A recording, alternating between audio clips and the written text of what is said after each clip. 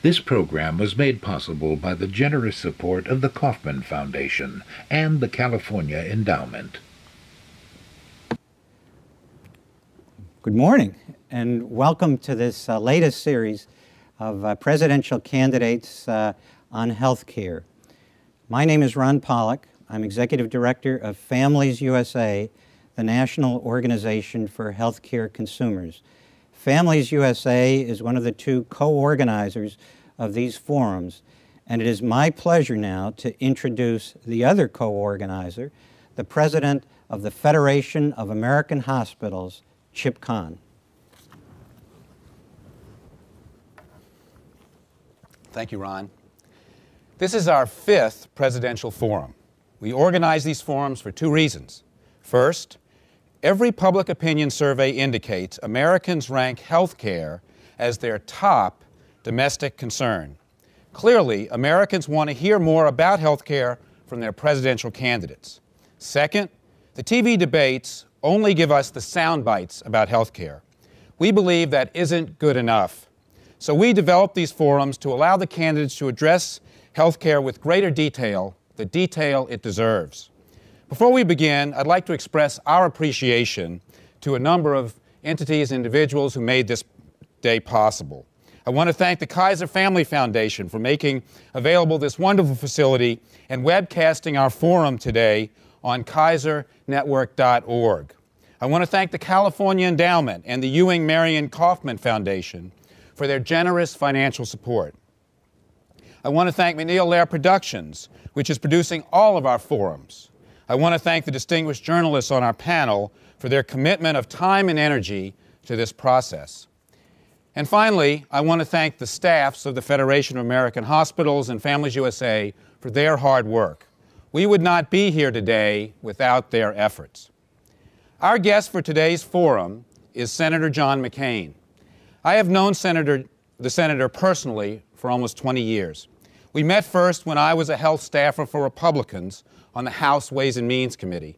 Back then, Senator McCain and one of my bosses, Congressman Bill Archer, successfully led the effort to repeal Medicare Catastrophic.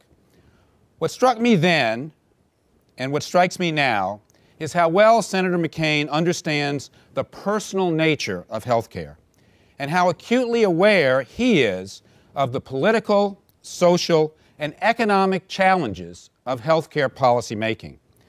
So it should be of little surprise that he is here today. I am confident that he will give us straight talk about these challenges and the need to address them so that all Americans can be assured of the quality, cost-effective care that they expect and deserve. Now I will turn the program over to Susan Denser, health correspondent of the NewsHour with Jim Lehrer, who will moderate our forum. But before I do that, it's a particular pleasure to introduce today Senator John McCain.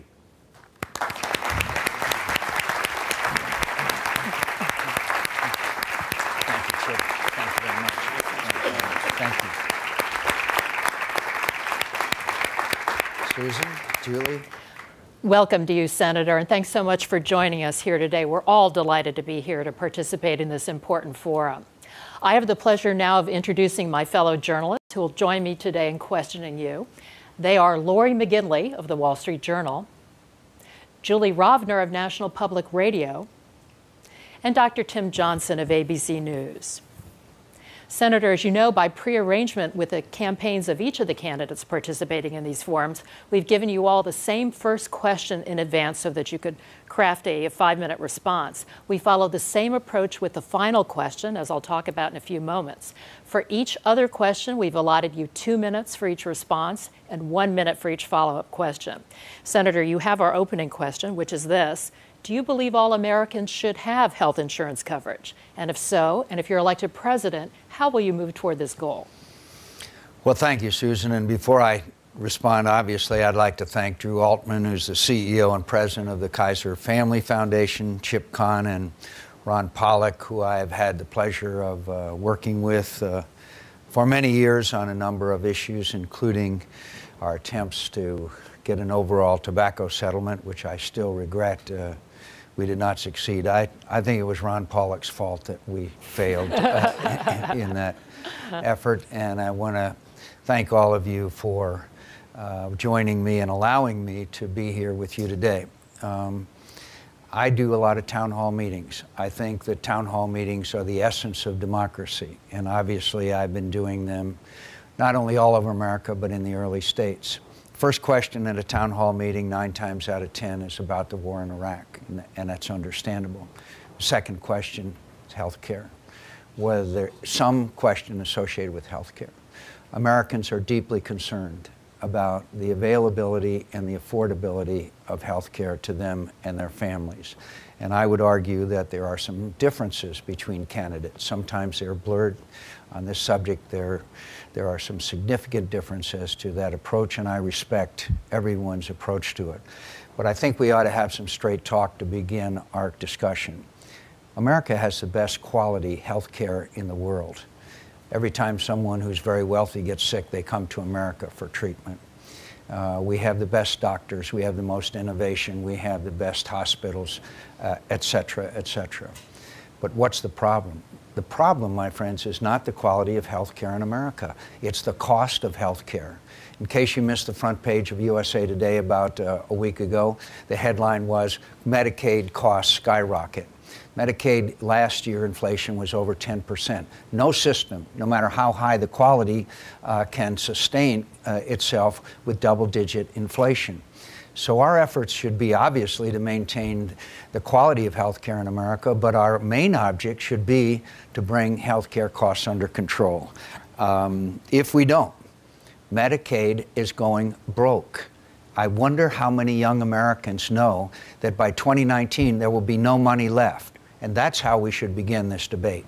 How we're going to maintain not only these important programs for ourselves, but for our children and our grandchildren, and we have that obligation.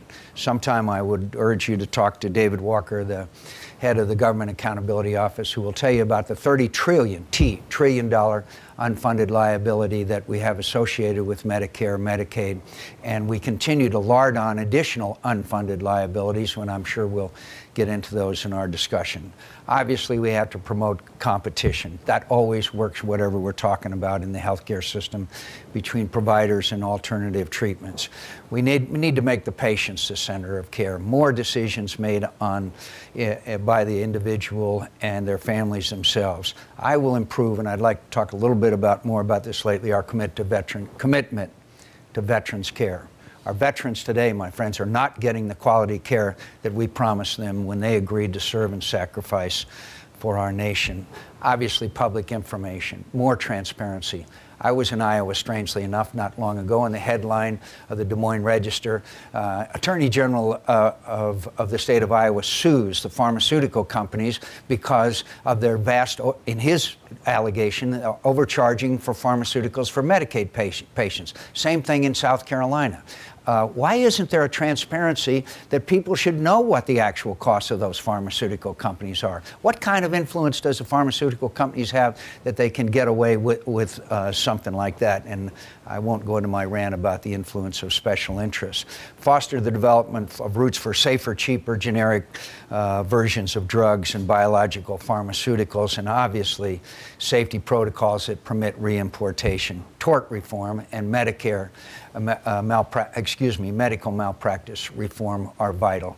I was in in Nevada. The OBGYNs were leaving the state because they couldn't afford their medical malpractice in premiums. Reform the tax code, $2,500 refundable tax credit for individuals and $5,000 for families. They should be able to purchase health care insurance nationwide. This is interstate commerce. Healthcare in America is. They should be able to do it nationwide. We must, and obviously there are many other things we need to do, but let me just conclude by saying wellness and fitness, wellness and fitness. We all know that in America today, tragically, obesity, diabetes, and high blood pressure is on the rise with young Americans. If I was a school board member, I'd try to find out what the school lunch program is. I'd try to see if there isn't physical education mandatory for all the students in some way. We need education programs. We need the Surgeon General to be engaged in it. We need the President's Council on Physical Fitness engaged, and we need to educate Americans, because if we continue on this trend, of unhealthy children in America, there's no way we're going to ever be able to provide available and affordable health care to all Americans. I thank you for having me, and I think this is an important forum and one that needs to be held in every community across America. And Senator, you've raised many topics we intend to explore with you today, so thank you for putting those on the table. Staying on this question, though, of coverage and access, you've said that, and I'm quoting you here, we can and must provide access to health care for all our citizens. What do you mean when you say that, specifically with respect to guaranteeing coverage for people? Should that be done, and does government have a primary role in guaranteeing coverage? I don't think that there should be a mandate for every American to have health insurance. I think that one of our goals should be that every American own their own home, but I'm not going to mandate that every American own their own home.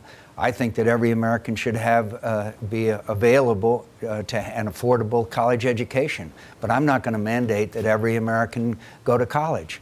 I feel the same way about health care. If it's affordable and available, then it seems to me that, again, it's a matter of choice amongst Americans. And do we have to address the issues of pre-existing conditions and chronic illnesses? Yes, but the 47 million Americans that are without health insurance today, a very large portion of them are healthy young Americans who simply choose not to. And then, of course, there is the, as I said, pre-existing condition, chronic illness, and we do have to make special provision, including additional trust funds for Medicaid payments who need this kind of coverage. But just to stay on that, for those who do not have coverage, but who frequently end up using the healthcare system and the cost of that gets shifted to others, what do we do about that? Well, look, as I say, the ones that have the coverage are the healthiest. The second, of course, are those, and they go to emergency rooms. I'm for walk-in clinics. Walk-in clinics staffed by a pharmacist and a doctor would relieve pressures on the most expensive aspect of healthcare in America today, and that's the emergency room services. So all I can say is that I'm not going to force Americans to do it. I don't think that's the role of government. But if we can bring down the costs, as I believe we can through a lot of the measures that I just talked about, including individual responsibility, then I am absolutely convinced more and more of them will take advantage of it. If they think they can't afford it, then I think they are less likely to do so. Look, the panacea isn't all just healthcare costs. But unless you address healthcare costs, in my view, you're never going to solve the other aspects of the healthcare crisis that we face in America, and I do believe it is a crisis. We'll go to a question now from Julie Rovner of NPR. Thank you, Senator, and thank you for being here. I want to ask a little bit more philosophical question, which is, in general, how do you view healthcare? Is it a market-based good that we should view the same way we look at other market-based goods like cars and distributed mainly through private markets based on the ability to pay? Or is it more of a social good that should be viewed and distributed differently and even guaranteed to people as a right, or maybe to certain groups of people like the elderly and the poor? I think it's both. I think it's kind of a false choice because everybody should obviously have access to affordable health care in America, but it doesn't mean that it has to be run by the government. It can be run by private enterprise. It can be run by in competition. I know of no function of government outside of national defense that we shouldn't at least give an opportunity for the private sector to be engaged in. There's no transparency in prices in a government-run program. There's too little patient involvement. The reimbursements are driven by public programs, especially Medicare, and obviously there's not enough incentives for preventive care. So I think it's an obligation. We have to provide a safety net, as we have to provide Social Security, but I think that that safety net ought to be there for future generations of Americans as well as present generations of Americans. And I don't mean to keep harping on this, but when I tell young people that are contributing to the system, either Social Security, Medicare, and I tell them it isn't going to be there, they're kind of surprised. I think it's time that we told them the truth. I think it's time we told them that we're going to have to fix this system because we can maybe able to fulfill the obligation to present retirees, but we won't for future retirees.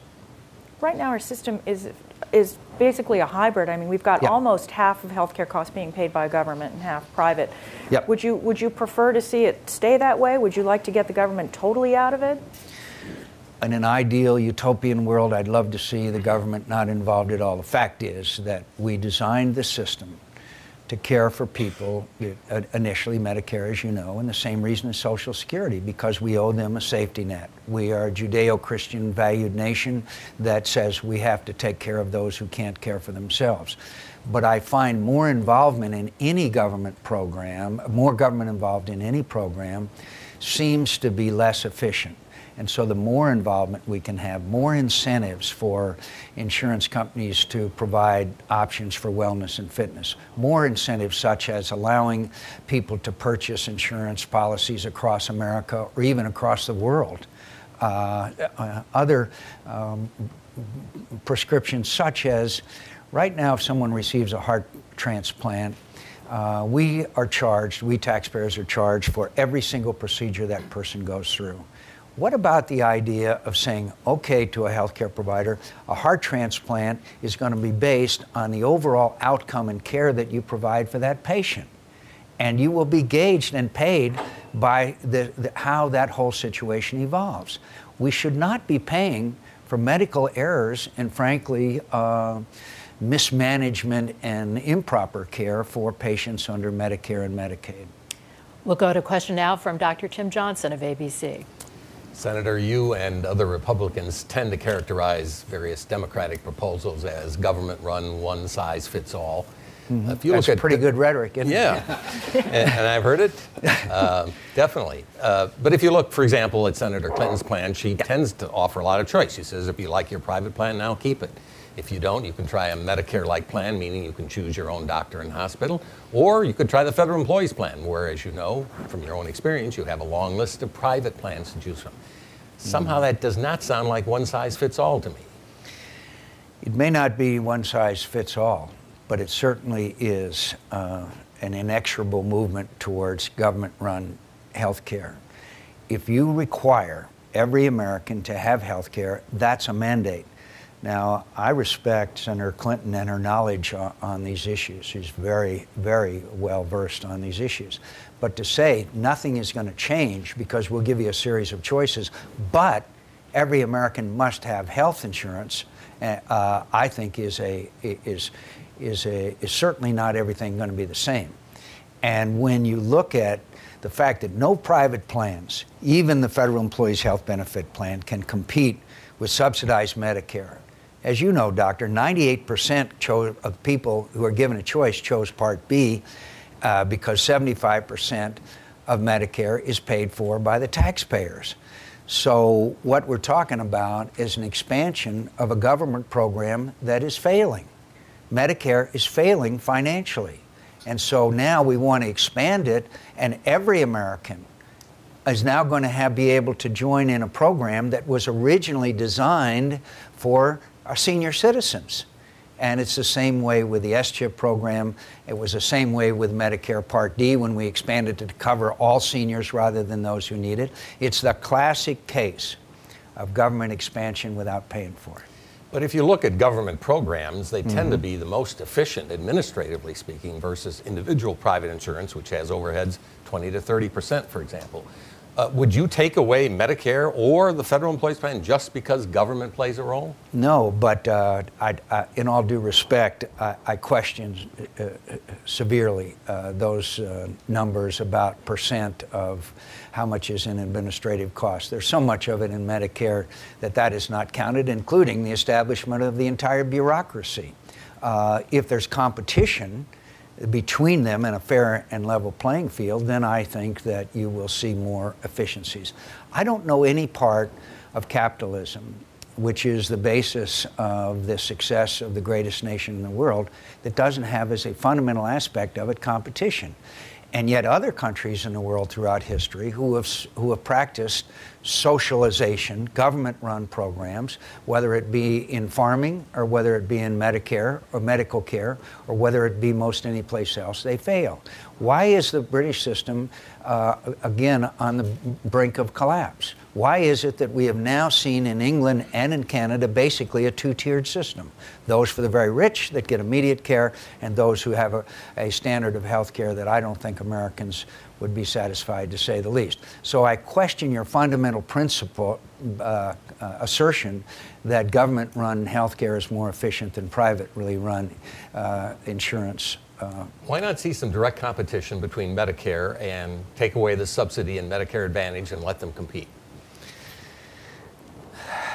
I think that's something that we should probably examine, but again, as much of a free marketeer that I am, I want to be sure that we preserve that safety net.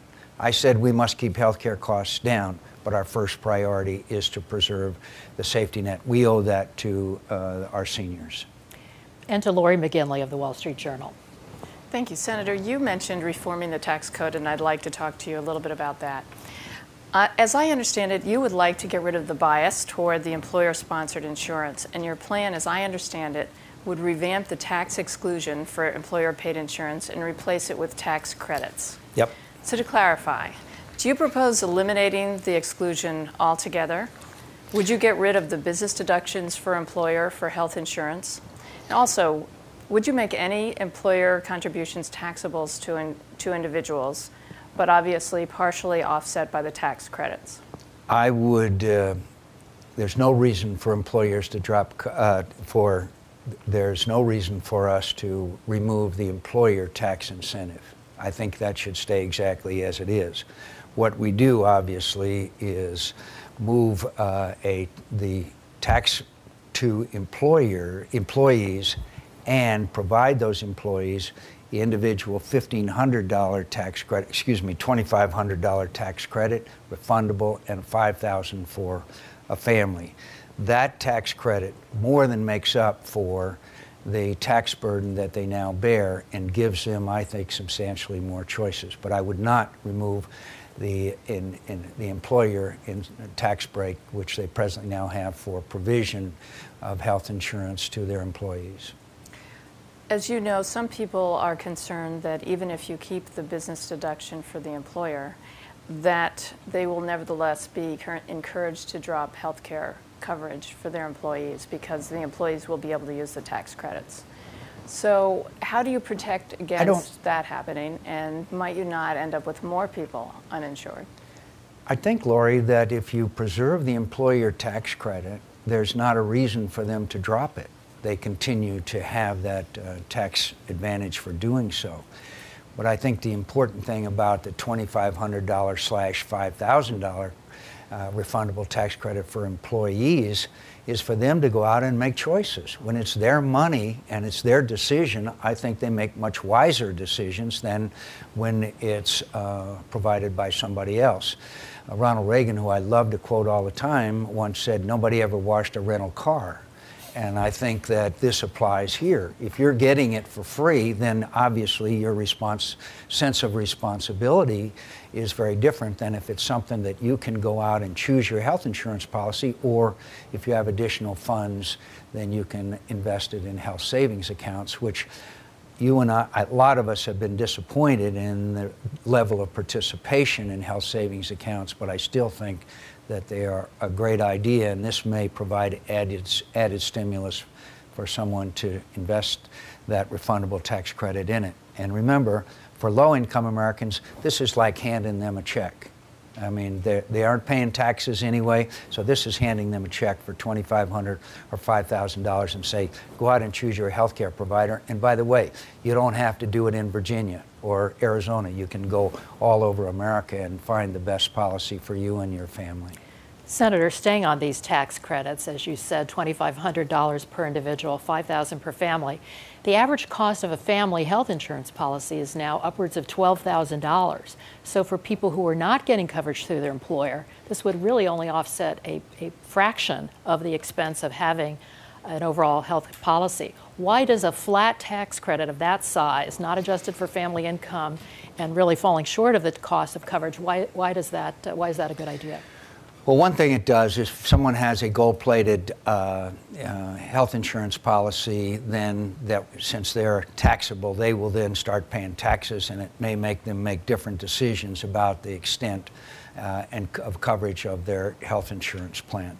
Another thing that it does that I think that is very important is that they are getting, if they're low-income people and have no health insurance today, at least now they've got $2,500 or $5,000 in the case of a family to go out and at least start beginning to have one. In the present situation, they obviously have none, unless if they do not have employer or provisioned health insurance, which we know small businesses, that's the biggest problem for small businessmen and women in America today. So it's equal to or more than the value of the tax break today for employer-provided health insurance when you look at it. It's not a perfect solution. And frankly, if it was not for the price tag involved, I would make it even higher. But according to the CBO, initially, by shifting to the employee tax aspect of it, we saved $3.5 trillion over a 10-year period, and I think that would have some beneficial effect, again, in reducing the overall health care cost burden that we are laying on future generations. What's your estimate of the number of low-income, uninsured people who would actually be able to be covered with these tax credits? I don't know the answer to that, Susan, because it really depends on how well we're able to rein in the costs. If the only available health insurance plan for someone is $10,000, $12,000, $15,000 as it is today, as you mentioned, then I think there are going to be less people that choose it. I think that if we can put a rein on the health care costs through a variety of the provisions that I just mentioned, then I think more and more people will take part in it. But again, I want to emphasize to you, the majority of Americans that have no health insurance today are healthy young Americans that choose not to. And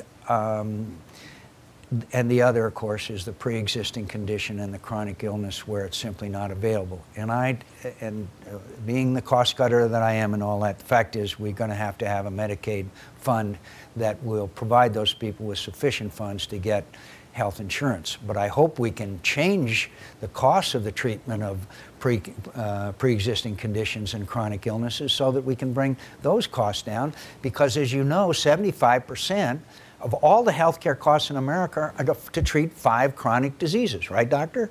Yes, sir, good, thank you. And the point is that if we could really address some of those chronic diseases, then I think we'd be in good shape. My other point, I think that half of the Medicare costs go also to those pre-existing conditions as well. So I can't give you an answer, but unless we start reining in healthcare costs, then I think it's pretty obvious that nobody's going to be able to afford it, certainly not low and middle income Americans. Thank you, and we'll go to Julie Rovner. Senator, one last question on your plan. Many of your fellow Republican candidates are also proposing variations on these same themes of ending the federal tax exclusion of health insurance and replacing it with tax credits or tax deductions. How would you characterize the differences between your plans and their plans? I think that the difference between mine and all the others, and there are a lot of similarities, medical malpractice, tort reform, et cetera, some of those things, wellness and fitness. I'll tell you, there's nobody that's better at discussing that than Governor Huckabee. He's outright eloquent. As you know, he is a living example of the wellness and fitness that you can practice as an individual with the desire to do so. But I think that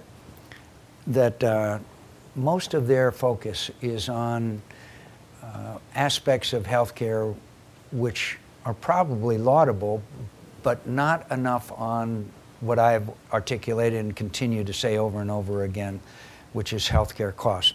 Some of them will talk about tax reform, which I think is probably a good experiment. Have the states do different experimentation. We've done that in my home state of Arizona. As you know, we have a thing called Access, where we've been able to reduce the expenses associated with home health care because of incentives, I mean long-term care, because of our incentives that we put in for home health care. I think those were all good, but I'm not sure that they address the root cause of the problem as I have tried to do in this proposal. But specifically on the tax piece, is yours, why do you prefer yours to what Mayor Giuliani or Governor Romney has?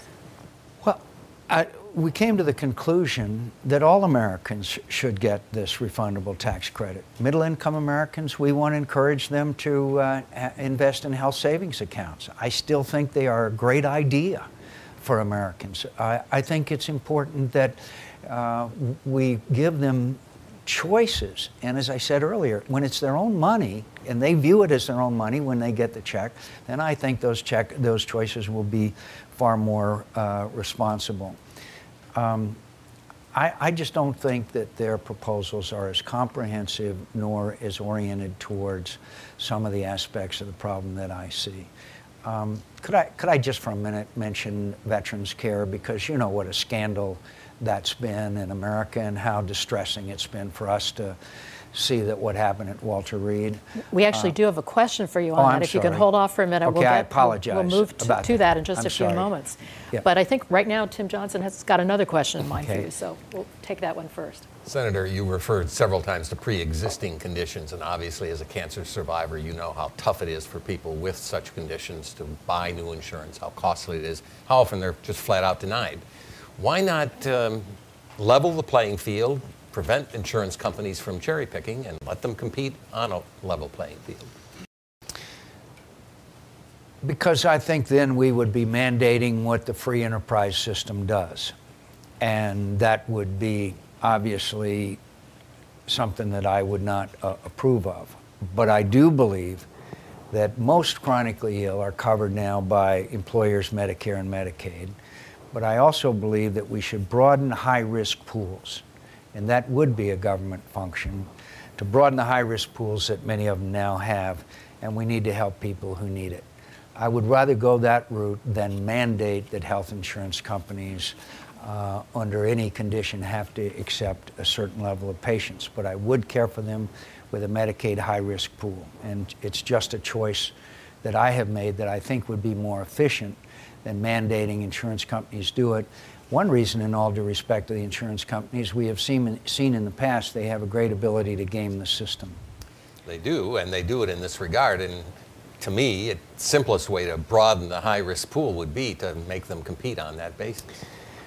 Well, I think that that's a simple answer, but I'm not sure it's the most effective one. We all know that people with pre-existing condition and chronic illness also have to be cared for, but there are a lot of pre-existing illness, chronic illness that we could cure at a very early stage through incentives for wellness and fitness. I would also like to have the insurance companies be allowed and encouraged and have reasons for doing so, of rewarding wellness and fitness. Lower premiums or even a cash back to someone who doesn't smoke, to someone who joins a health club, for someone who keeps the weight at a certain level and their physical condition at a certain level. And that has to begin at the top from the President of the United States, in my view. We have to make it a major issue in America. So I guess we just have a difference of opinion, Doctor, as to whether we should force the insurance companies to do that. And to Lori McGinley of the Wall Street Journal. Senator, in 2003, you voted against expanding Medicare to add prescription drugs for all seniors, and you still maintain that that was a bad idea. Why do you feel that way? And if you're elected president, will you try to roll back Medicare drug coverage? The second part of the question is the hardest one, so I'll save it. Look, what was Medicare Part D? Our issue was that we had low-income Americans who were above the poverty line, not eligible for Medicaid, Medicare, who could not afford their prescription drugs. We all know that there were people who were making a choice between eating and purchasing their prescription drugs. So what did we do? We covered everybody. We covered everybody. Why should you cover me? I vote myself pay raises all the time. So it was intended for people who were lower income Americans who couldn't afford it. Now we cover everybody. We also asked my 95-year-old mother to go online to choose who she wants. We also have put in provisions thanks to the pharmaceutical companies, that we won't allow competition for these contracts for the provision of some of these drugs. We also prohibit reimportation from Canada. We know that the drugs, the pharmaceuticals in Canada are perfectly safe. They're just cheaper. And of course, there are other provisions that, and other practices by the pharmaceutical companies which inhibit generics coming to the market earlier, and a number of other exercises in their significant influence in our nation's capital.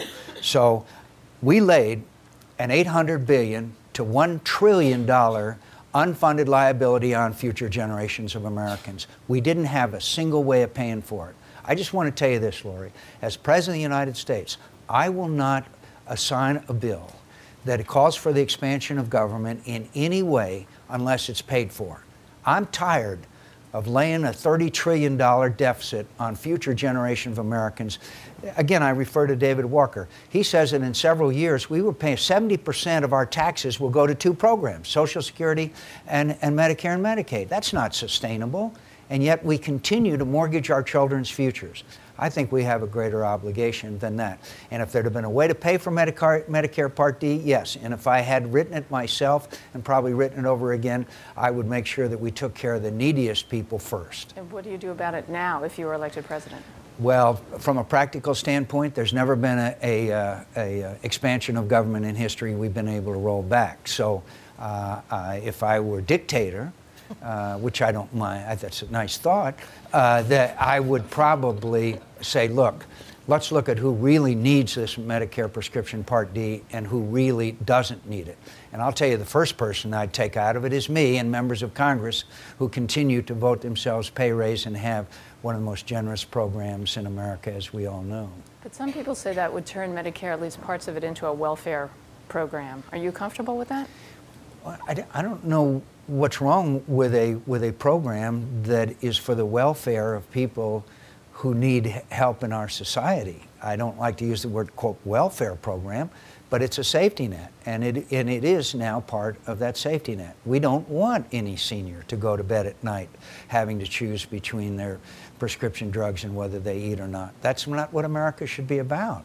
But it's not also an excuse to expand it to millionaires. I guess Warren Buffett is probably eligible. I don't think he needs my tax dollars to do it, as great American as he may be. See my point? Senator, you voted recently against the bill to reauthorize the state children's health insurance program. What's your view of the proper role of government in providing coverage for low and modest income children? Well, first of all, the S-CHIP program, again, not unlike the Medicare Part D, was based on the flimsiest of platforms, that we were going to increase the price of the tax on a pack of cigarettes by $1 a pack in order to pay for the program. Now, help me out here. We are trying to get people not to smoke, and yet we are depending on tobacco to fund a program that's designed for children's health. I can't buy that. And as you probably know, a budgeteer will tell you that by 2012, just a few years from now, the whole thing disappears from the budget. There's no provision. And they did that because of the budget gimmicks that they had to employ to keep the projected costs down. We're going to expand a program by $35 billion. $35 billion. That's big money even here in Washington. And obviously it's going to encompass people who are 300% of the poverty level. We are going to encompass adults. Our primary issue right now, as I see it, is the 8 million children who are not covered. And 6 million of those children, it's because we haven't been able to identify them to sign them up. I would focus my attention on those 2 million children remaining who, for other reasons, are unable to be eligible under the S-CHIP program. So again, it's a good idea, the S-CHIP program, which now has become an expansion in government, literally unfunded again, that we're laying again on future generations of Americans. I do note that the President said he is willing to negotiate in a $5 billion or more negotiation, and I would certainly support such a proposal. But again, another expansion of government that's not paid for, that we're going to have future generations pay for us. Well, what should be done now? Because as you know, many states will face funding shortfalls in the SCHIP program. And if a 61-cent cigarette tax hike is not the way to fund the necessity of reaching out to the children who remain uncovered, let alone cover the kids who are currently in the program, what should be done? Well, first of all, Susan, if some of the states are underfunded, then I'd like to look at who the states are making eligible. If they're making eligible adults at 300 to 400% of, as I understand at one time, at 300% of the poverty line, then I think that they ought to make some tough decisions, because that certainly wasn't the intention. Adults at 300, because that was certainly not the intention of the law when it was passed and voted out of Congress. And I guess the second thing is that we should find ways to make sure that all children are covered, and I would certainly agree with that. But the $35 billion increase, as presently proposed, has nothing to do with the children, or very little to do with the children. It has everything to do with a dramatic expansion of a program that was never designed. That's why it's called CHIP rather than SHIP. And so I would certainly look at the states, what is their eligibility levels that they have determined, and maybe they're out of whack. And as you know, the reauthorization bill would have moved adults out of the program, but now we're stuck without that bill having passed. We haven't addressed the problem. It would have. It was a lot of smoke and mirrors in it, obviously, and it's also, frankly, another indication of how bitterly partisan we are here in Washington, that we can't sit down together for the sake of our children to make sure that we give them the health insurance that they need under this program. I've known the Democrats in the Senate and in the House for many, many years. I've worked with all of them. I know how to sit down and reach across the aisle and work with them, and that would be one of my first priorities. And frankly, I would also make those who continue to want to increase the size of government and lay a burden on future generations of Americans well known, because I don't think it's the right thing for us to do.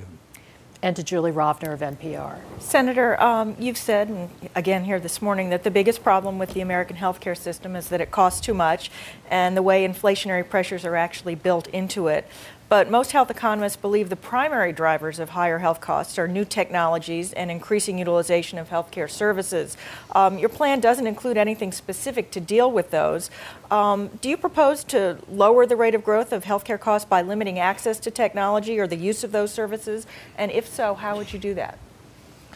I don't, Julie, but the fascinating thing about healthcare in America and medical care, that every time there's an innovation and an advance in technology, and there have been so many in our lifetimes, it's astonishing. Most of them came from the United States of America, as we know. Every time that's happened, costs have gone up. In the rest of the nation and the world's economy, every time we've made technological advances, costs go down. Now, why is that? Why should that be? I think it's pretty, that there's a number of factors. One of them is that every time there's a new test or a new technology of some kind, doctors use it because they practice defensive medicine. And that's an argument for medical malpractice reform and tort reform. Another reason is because we don't use these efficiently, not just because of medical malpractice. We use them to great excess when they're probably not necessary to do so. And third of all, this whole issue of how we set costs through Medicare has to be examined. We all know that everybody games the system, and when you have a technological advance that makes it much simpler to treat some illness or disability, somehow the same costs as before are laid on it. So we need to examine how we implement new technologies, how it affects healthcare costs in general, and whether we are just sticking with the old costs, even though they're more efficient and less expensive. But it certainly is one of the great contradictions in America today, that should be, every time we do better and make it better and easier to treat people, the costs go up rather than go down.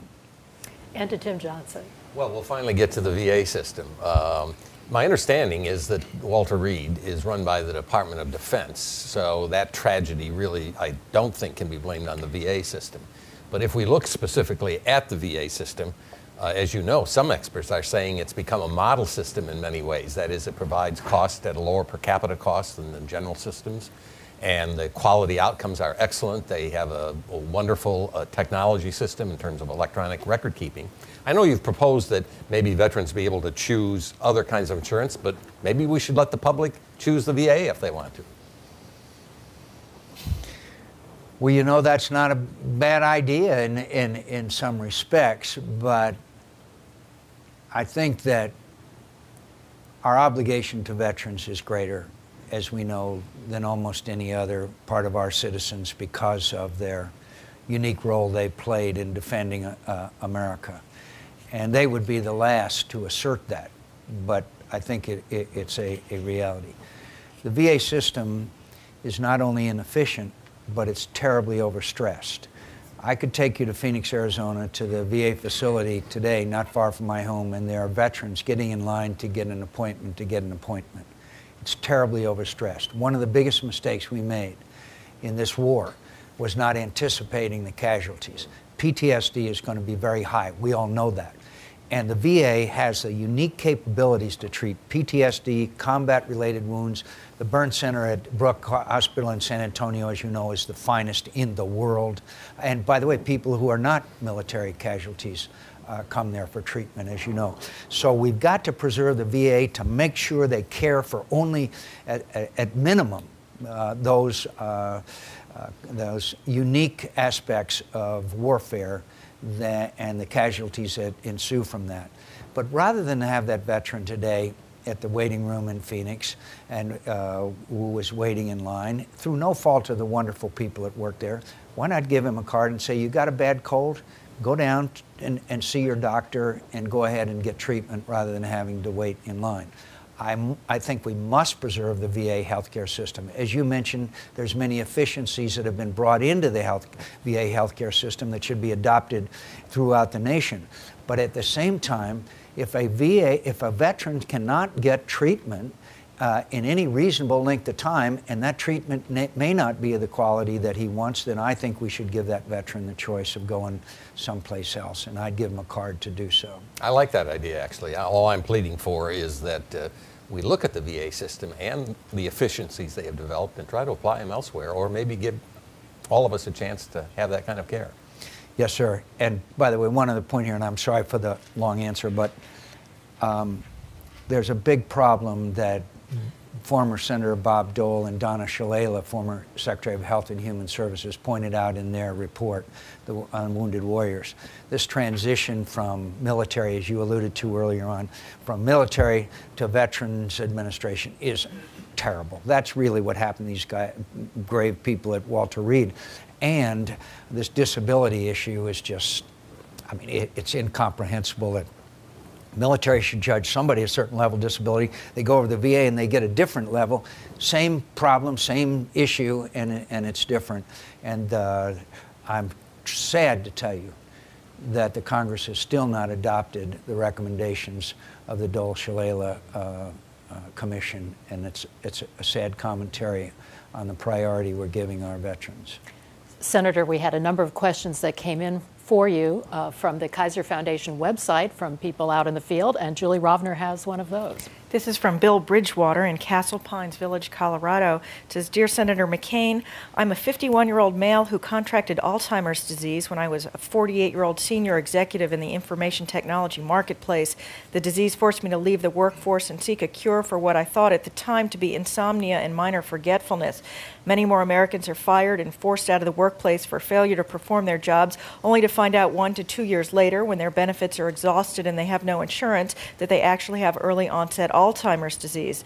Senator McCain, my question is, as president, what are you going to do to mitigate the onslaught of this terminal disease in our nation? Today's statistics predict that Americans will be diagnosed with Alzheimer's disease. As I mentioned, I think we would have to have a special fund set up for treatment and care of those so that they would have the opportunity to afford a higher premium insurance policy for this kind of treatment. I would also point out that I am a pro-life person, and I have a proud 24-year record of voting and a pro-life and belief in the protection of the unborn. But after a lot of agonizing thought and consultation, I believe in stem cell research. I think that stem cell research holds a great promise of finally us addressing some of these terrible afflictions that face our nation and the world, such as Alzheimer's and Parkinson's and other diseases. I am excited. I am excited, and I know all of us are who know anything about healthcare in the world, about the mapping of the human gene. I'm convinced that maybe not in my lifetime, but within the next 20 to 30 years, we will discover cures for some of these terrible afflictions.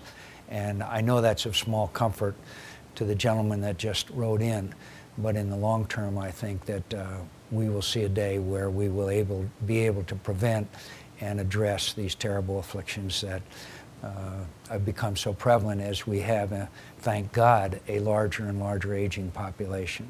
I think the question also goes to the issue of long-term care, which, as you talk about exploding costs, is... Yeah, you know, in Arizona, we were able to get thanks to a great legislator and Governor Bruce Babbitt at that time, some real waivers on that issue.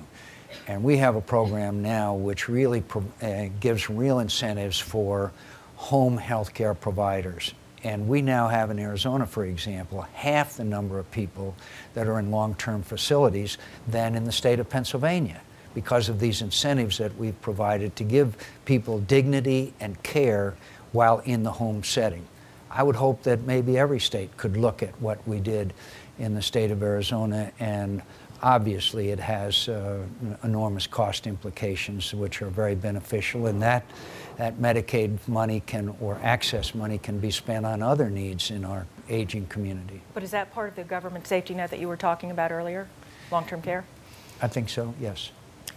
And a question... And mental illness is another one. Go ahead. A question now from Lori McGinley.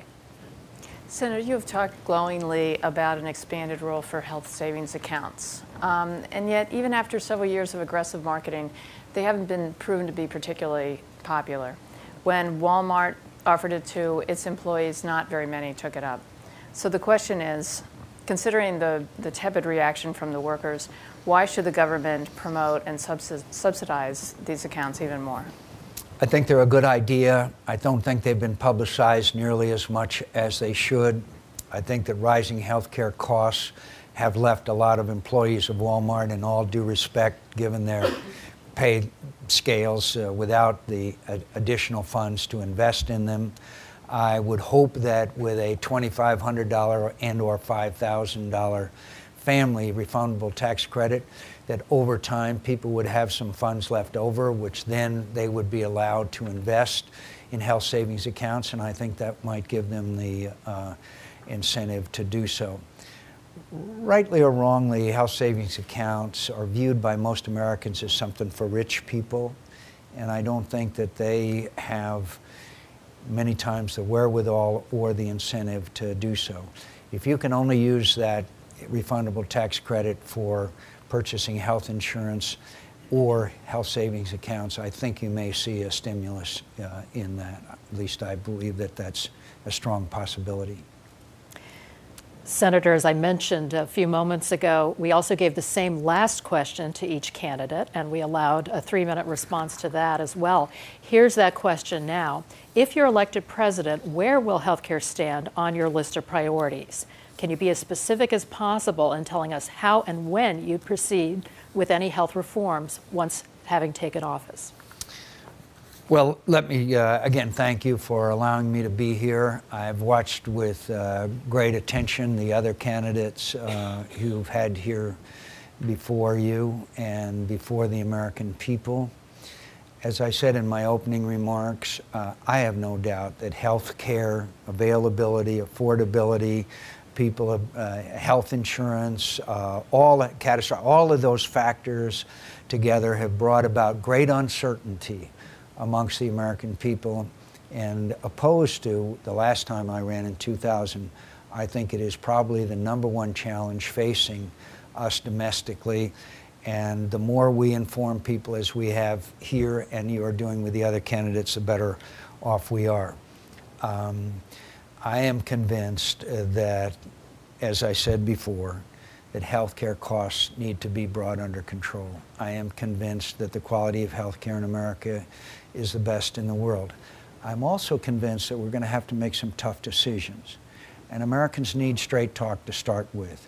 We were unable to reform Social Security after the year 2000 election because we kind of confused the American people. We got all involved in personal savings accounts and who would have to be reformed. And what we really needed was a chart that said this much is coming in, this much is going out, this is when we're broke, and this is when there's no money left. We've got to do that with Medicare.